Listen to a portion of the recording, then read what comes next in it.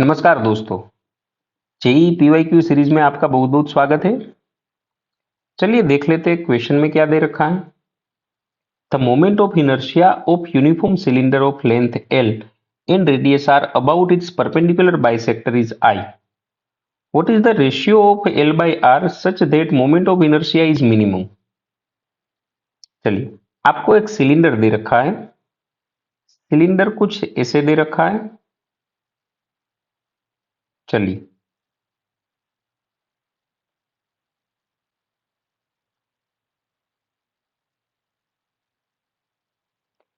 आपको ये एक्सिस की मोमेंट ऑफ इनर्शिया आपकी बार आई दे रखी है। चलिए, ये एक्सिस की मोमेंट ऑफ इनर्शिया आई दे रखी है। अपना सिलेंडर ये एक्सिस के अबाउट कुछ ऐसे घूम रहा है। मोमेंट ऑफ इनर्शिया आपको आई दे रखी है। मोमेंट ऑफ इनर्शिया मिनिमम होने के लिए सिलेंडर की लेंथ और रेडियस का रेशियो क्या होना चाहिए ताकि इसकी मोमेंट ऑफ इनर्शिया मिनिमम हो जाए। चलिए पहले देख लेते हैं इसकी मोमेंट ऑफ इनर्शिया होती क्या है। क्या आपको पता है इसकी मोमेंट ऑफ इनर्शिया क्या होगी? अगर सिलेंडर में कुछ पूछा है, कुछ बताया नहीं है, तो हमें सॉलिड सिलेंडर मान के ही चलना है। चलिए, वैसे अगर ये सॉलिड सिलेंडर हुआ तो ये एक्सिस की मोमेंट ऑफ इनर्शिया हो जाएगी mr² by 4 plus ml² by 12। क्या यही होगी मोमेंट ऑफ इनर्शिया? क्या आपने ऐसे ही पढ़ा है कि भाई ये एक डिस्क की तरह बिहेव करेगा? होलो सिलेंडर है तो रिंग की तरह और सॉलिड सिलेंडर है तो डिस्क की तरह। अगर ये डिस्क हुआ तो डिस्क के प्लेन में ही होगी ये एक्सिस।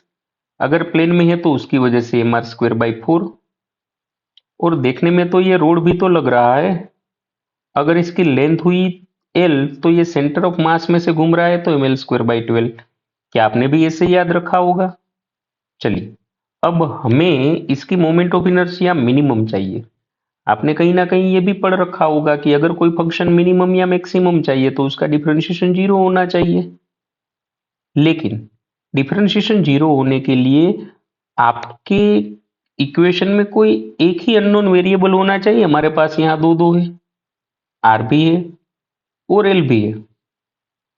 तो आपको क्या करना है, आप आर के रिस्पेक्ट में डिफरेंशिएशन करोगे तो एल बीच में आ जाएगा। आप एल के रिस्पेक्ट में डिफरेंशिएशन करोगे तो आर बीच में आ जाएगा। अरे भाई, पूरे इक्वेशन को या तो एल के रिस्पेक्ट में कन्वर्ट कर दो और एल के रिस्पेक्ट में डिफरेंशिएट कर दो, या तो पूरे इक्वेशन को आर के फॉर्म में कन्वर्ट कर दो और फिर आर के रिस्पेक्ट में डिफरेंशिएट कर दो। दोनों में से कुछ भी चल सकता है, लेकिन करे तो करे कैसे? चलिए, अब हमें क्या करना है, वॉल्यूम ले लेना है। क्या सिलेंडर का वॉल्यूम पाई r²L यही होगा?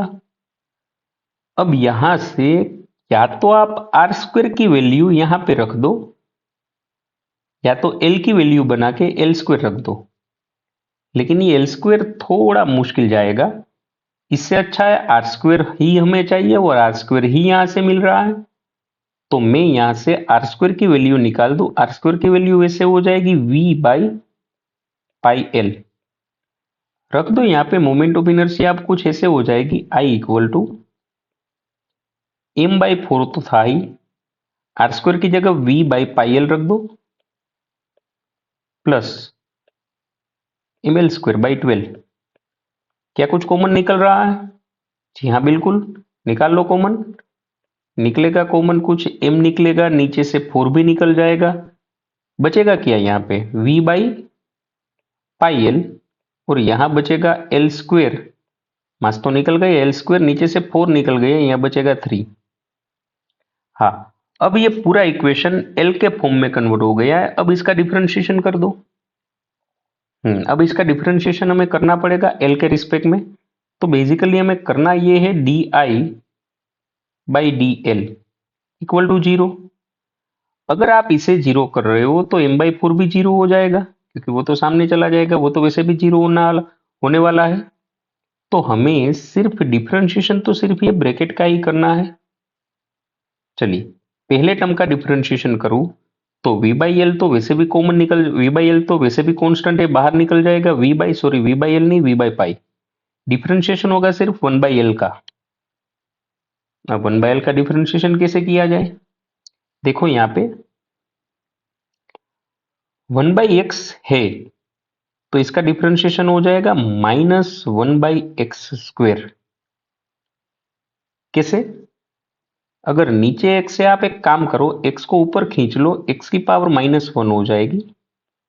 अब इसका डिफरेंशिएशन कैसे करोगे? -1 आगे आ जाएगा, x की पावर -1 -2।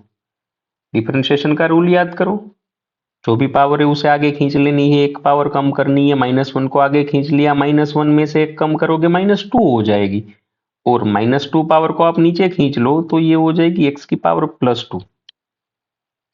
तो वैसे 1/x का अगर -1/x² हो रहा है तो यहाँ पे हमारे पास था 1/l, तो इसका हो जाएगा कुछ -1/l²। क्या यही होगा? -1/x का -1/l²। चलिए, फिर यहाँ पे इसका तो हो गया, p/π कांस्टेंट, और 1/l का हो गया -1/l²। वैसे ये l² का क्या हो जाएगा? l² का हो जाएगा 2l/3 तो था ही, इक्वल टू 0। अब क्या करें, ये माइनस वाला टर्म भेज दो सामने, अगर ये सामने चला गया तो प्लस हो जाएगा। तो होगा ये कि यहां बचेगा 2l/3, और वो नेगेटिव वाला हमने सामने भेज दिया, ये हो जाएगा v/πl²। चलिए, अब v की वैल्यू वापस रख दो। v की वैल्यू जो पहले थी πr²l, वो वापस रख दो यहाँ पे, तो बड़े आराम से हो जाएगा। अगर v की वैल्यू आप वापस रख दे रहे हो तो 2l/3, वैसे v की वैल्यू थी πr²l/πl²। क्या पाई कट जाएगा? क्या एक एक बार यहां पे एल भी कट जाएगा, पाई कट जाएगा, बचेगा क्या? बचेगा 2/3। यहां बचा r²/l², आप स्क्वायर रूट ले लो तो ये हो जाएगा कुछ r/l। हमें r/l नहीं, हमें l/r चाहिए, तो वैसे l/r का रेशियो हो जाएगा कुछ √3/2। Thank you.